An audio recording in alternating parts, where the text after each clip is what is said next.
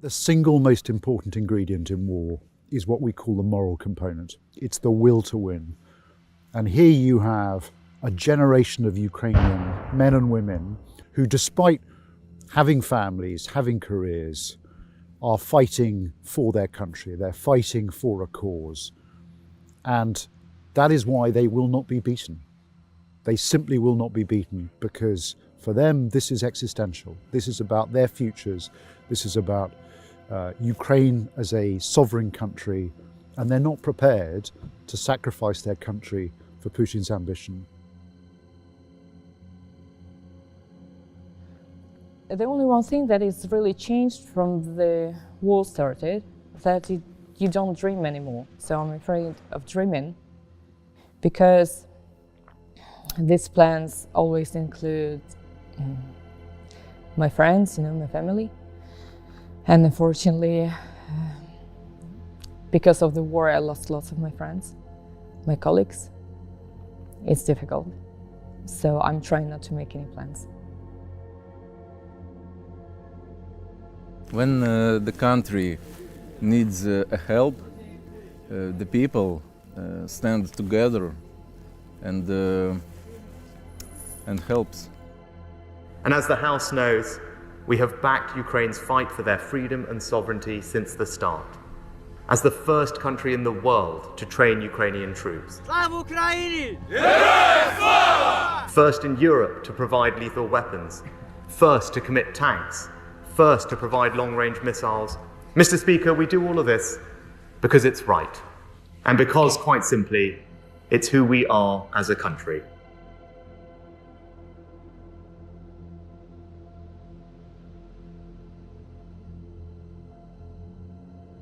I don't want to fight. Nobody want to fight. But we have not any choice. It's our duty, yes. When you're on the war, every day your morning starts with you say mentally, like in your mind, you say goodbye to your mother, you say goodbye to your father. The guys below you will be looking up to you and looking for inspiration and information and motivation, in fact, to keep going and winning this war. The importance of the training that we're delivering just can't be underestimated. Our students are coming from the front lines, fighting for their lives. They're going to upskill and we're going to send them back. There's no greater responsibility that we can have.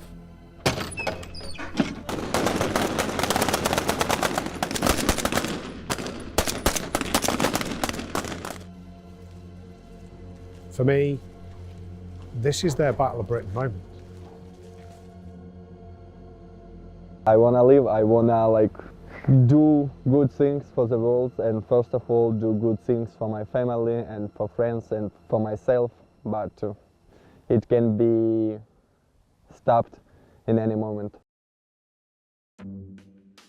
Interflex is a UK-led but multinational mission to deliver military training at scale to the armed forces of Ukraine. They're coming for a 5-week course. They fly from Ukraine into Bryce Norton, where we collect them, and then the first couple of days is really orientation, kit issue, all that sort of thing, before we get straight into a series of challenging exercises. We concentrate on 3 things, which is fighting in woods and forests, urban drills, as well as trench warfare.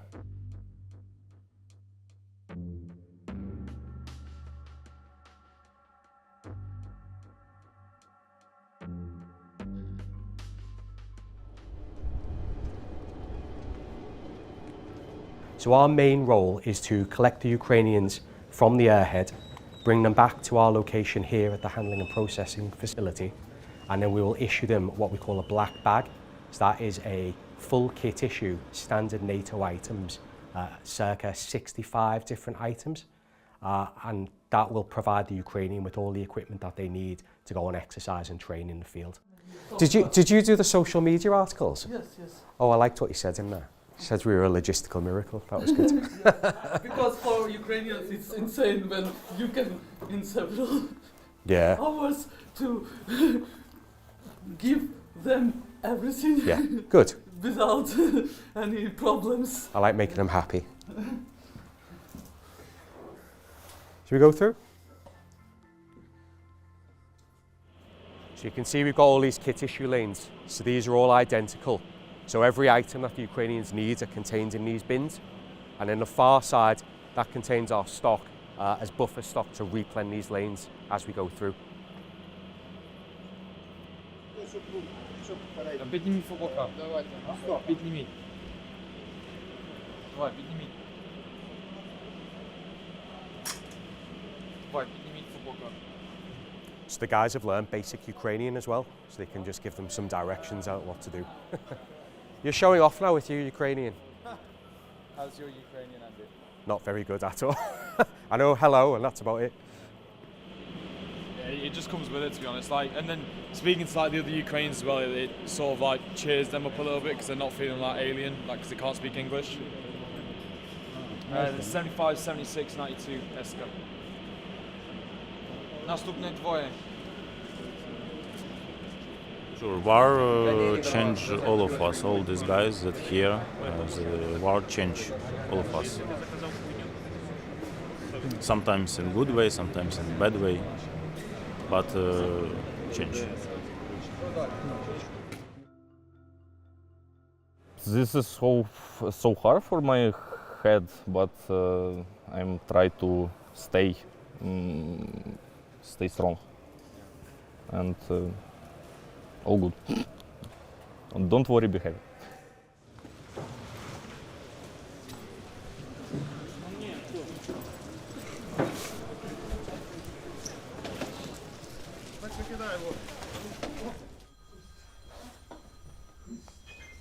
Four Scots deployed on Op Interflex in summer 2023. We're training Ukrainian colleagues at scale all the way through till Christmas.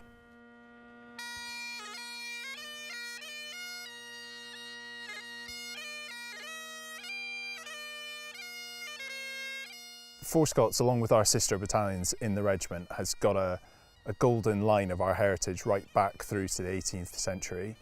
As the Highlanders, we maintain the traditions and spirit of all of our antecedent Highland regiments. At least if you talk to a Scottish guy for 10-15 minutes, you can catch up with his accent, and it's easy to understand him, but from the beginning it was really awkward.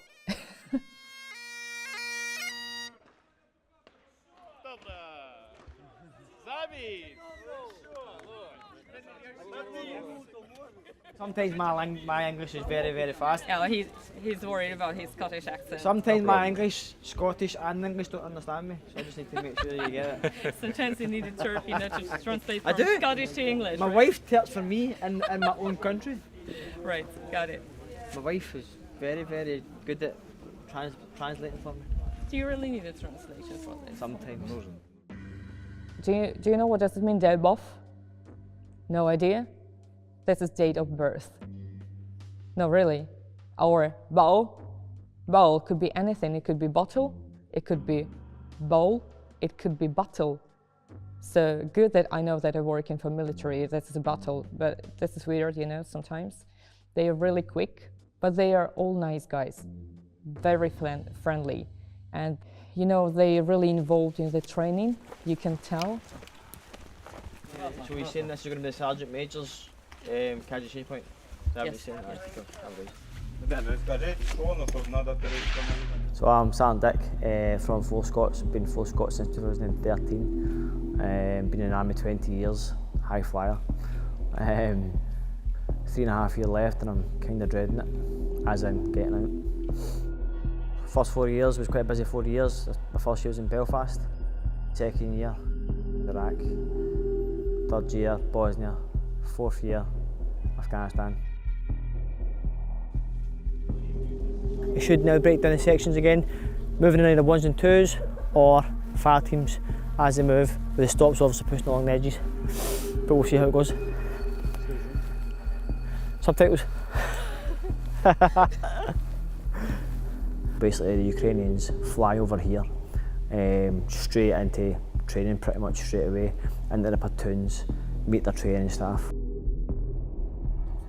Four Scots is a light mechanised infantry battle group, part of the 7th Light Mechanised Brigade Combat Team, the Desert Rats. As an infantry battalion, we've got one key purpose, which is to close with and destroy the enemy through ground close combat. The facilities here are a lot better. Obviously the areas we have are good as well. Busy job for the British troops, keeping on top of the Ukrainians, doing 100% top job to make these guys and women physically more robust and mentally ready for going back to war.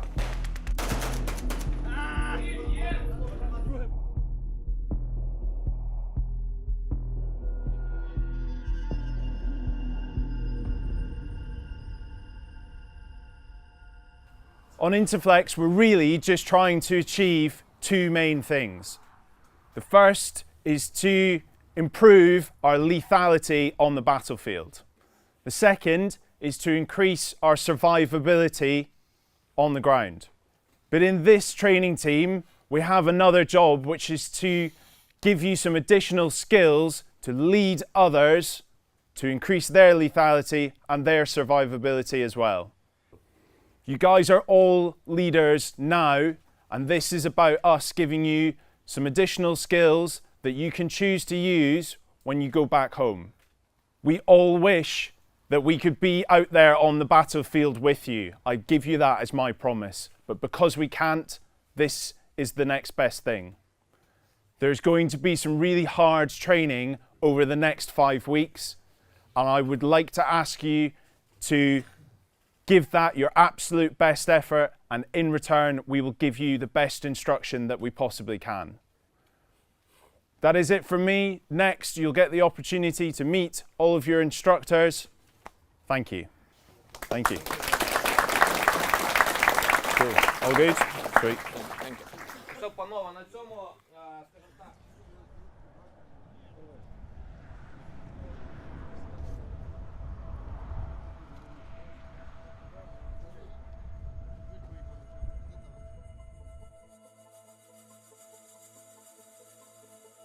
Загалом я студент Харківської академії дизайну. My name is Sophia. I am a combat medic in the Ukrainian army, and first of all, I'm a student. I'm still a student. I'm studying painting at the university, like different kind of painting and painting techniques. And when the full-scale invasion started, I joined the Ukrainian army, and now I'm serving in the Ukrainian army, and I'm going to do this until it ends.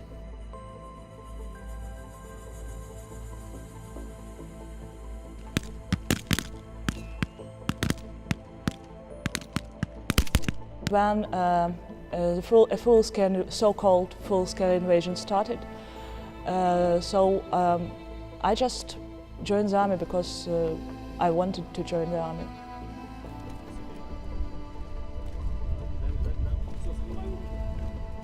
I'm doing GLC course here, and maybe it's not what I need right now, because I am a combat, like senior combat medic in the Ukrainian army, but I just need it for the future, for getting more qualified, and also maybe in the future I can change my profession. Maybe I can be a section commander, who knows.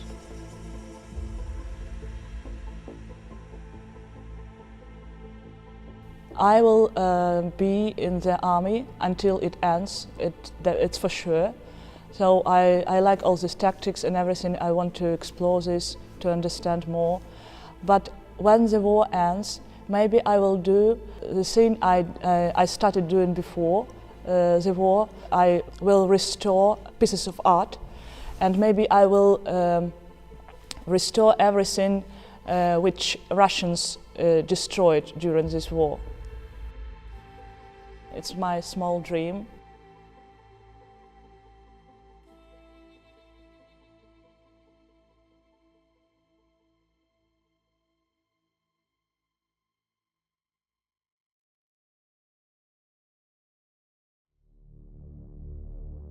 Today I can announce the most significant package of combat power to date to accelerate Ukrainian success. This has the potential, at least, Raggy, to be a significant moment in this conflict. The Prime Minister outlined the UK's ambition to intensify our support to Ukraine. The UK is now the first NATO country to pledge that it will give tanks to Ukraine. This includes a squadron of Challenger 2 tanks with armoured recovery and repair vehicles.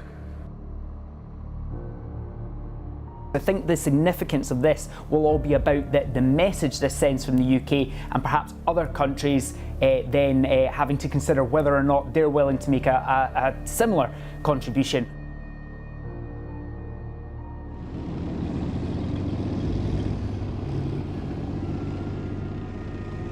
My military name is Kaifarik or Skala. When I'm on the tank, I'm Skala, which means the rock, and when I'm like officer casual, officer work, I'm Kaifarik.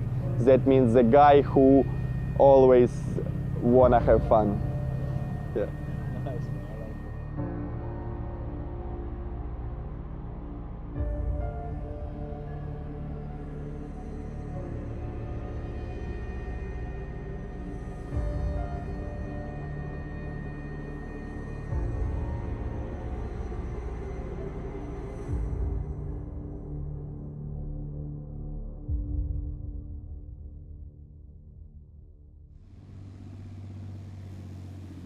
If someone told me that I will be a commander of first foreign Ukrainian tank squadron in Ukraine, I would never believe in that, because 1 year ago I was completely not army guy and still partly not army guy, but I have no other option. All my thoughts are focused on the victory. So I will enjoy myself later, after the victory, after the deal, the goal will be reached. And now I just do my best what I can do, and yeah, that's all. So I feel very excited. I feel very grateful for that. I hopefully will help a lot to deoccupy our territory, but all my thoughts are focused around the victory.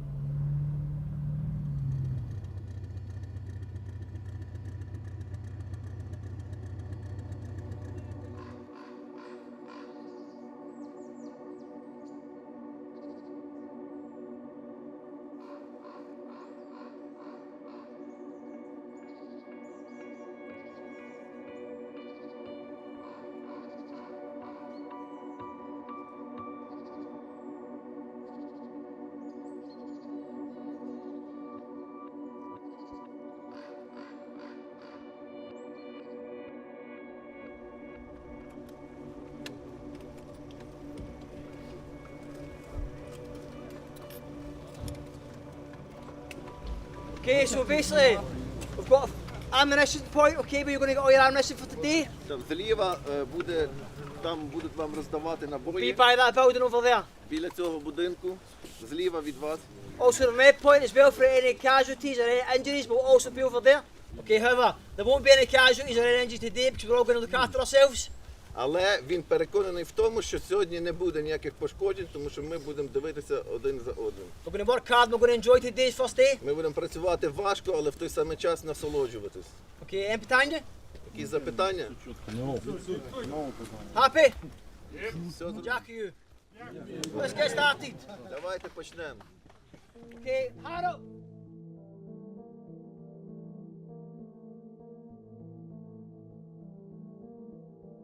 So for the JLC Junior Leaders course, which myself and a few others have been teaching, when they arrive, basically they've come from the front line. If they come from there, it's because they've been pretty good and they've been posted for doing a commander's course. A return to Ukraine, I wanna to be section commander and go to Zaporizhia and kill orcs. Junior leadership on the battlefield is probably the single most important factor in winning. And soldiers respond to leaders who inspire, who are prepared to be bold, who are prepared to take risks, and who are prepared to take responsibility. And time again on the Ukrainian battlefield, it's been the initiative and the determination and the imagination of leaders that has made the difference.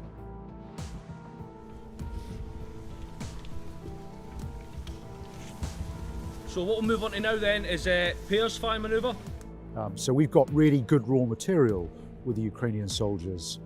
We now need to turn that raw material into junior leaders. When they come here, basically it's all about learning how to command a section for the JLC.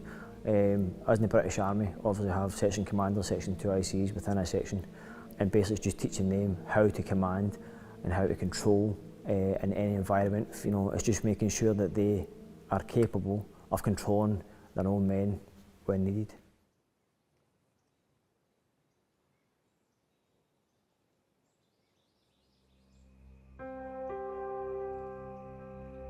They know how to live in trenches, they know how to fight in trenches, they've been doing it, some of them since 2014 in the Donbass. So for us, we could learn a bit from them because, like I says, they've done it for real, they're doing it for real. We've never done it. Us, we learn from the palm, do it in training, but we've never had to do it in real life. Шахтер у стандарта выиграл. Who got pumped? Huh? Who's got pumped? Shakhtar, Ukraine. Shakhtar, aye, Shakhtar. Right, yeah, I get what you mean. Liverpool? No, someone about... Who likes Liverpool? Liverpool? You, innit? No. You like Liverpool? Yeah? Ah, he's a Liverpool.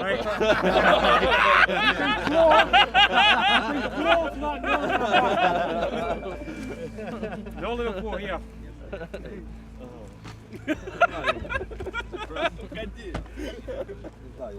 У меня тоже friends. Their drills are very, very similar to us, if not exactly the same. The only drama is that the commander wants to always be at the front, wants to always kill. None of the commanders like to be at the rear, they want to be involved. What I tried explaining to my guys in the very first course was, especially the very good ones who stood out, guys like them keep other guys alive and women alive because they're good at what they're doing, they know what they're doing and they can control in that environment. Any language here at all? Ah, he's there, Sashko. Okay guys, what's going to happen is we're going to get two enemy in the trench. I got quite close to a few of the guys in the first course. We had Big Vasa, cracking big guy. And then you had Vlad. And they two were my two best guys on the first course. Absolutely outstanding, they were very good at everything. Good at command, good at control, and doing their job very well. And then Vasa died, literally about a week after him back, so I was a bit gutted when I found out he'd been obviously killed at war. So this course I've kind of stepped back a little bit.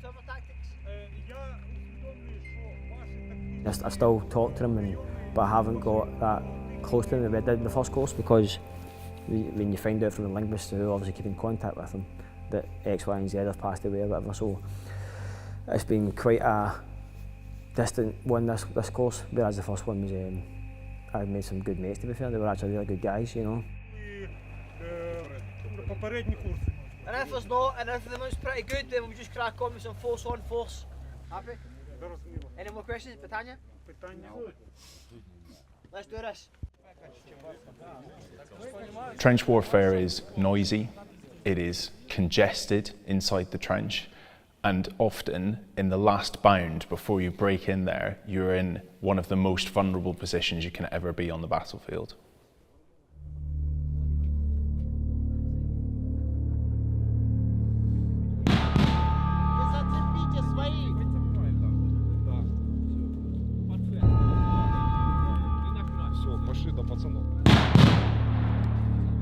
Де дими?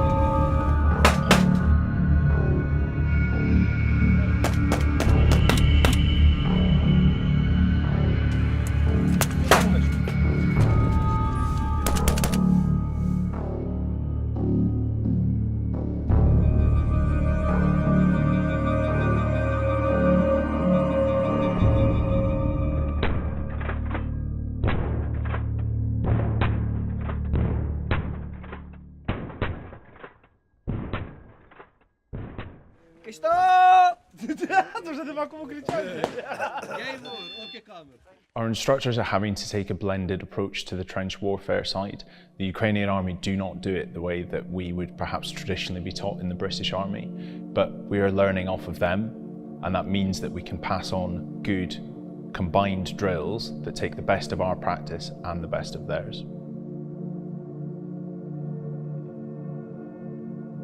As we know ourselves, it is that junior level of leadership that makes the most difference on the battlefield, and that's what the Ukrainians have asked us to do. And then it will be important to look ahead, but the most important thing we can do for the UK is just to demonstrate unwavering commitment, so that the Ukrainians know that we in the international community have got their back, and Putin knows that no matter how long this goes on, he cannot simply wait the West out.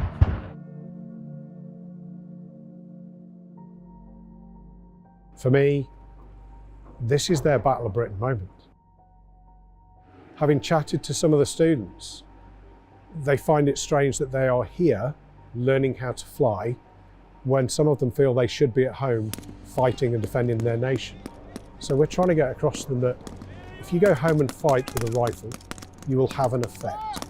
If you wait until the end of this training, you'll be sat in a supersonic fighter jet delivering far greater effects from the air and protecting your country.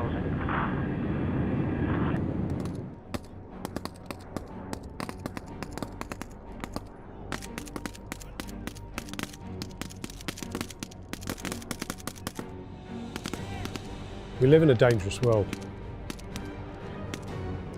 There are aggressors around every corner.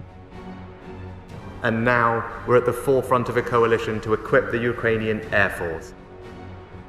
In February 23, the Prime Minister stated that we would deliver English training and flying training to selected Ukrainian Air Force personnel. With Ukrainian pilots starting their training here in just a few weeks' time. Mr. Speaker, we do all of this because it's right, because it protects our values and our interests, because it keeps our people and our allies safe, and because, quite simply, it's who we are as a country. It is a way of showing support to Ukraine and a point of we will not bow down to the aggressor.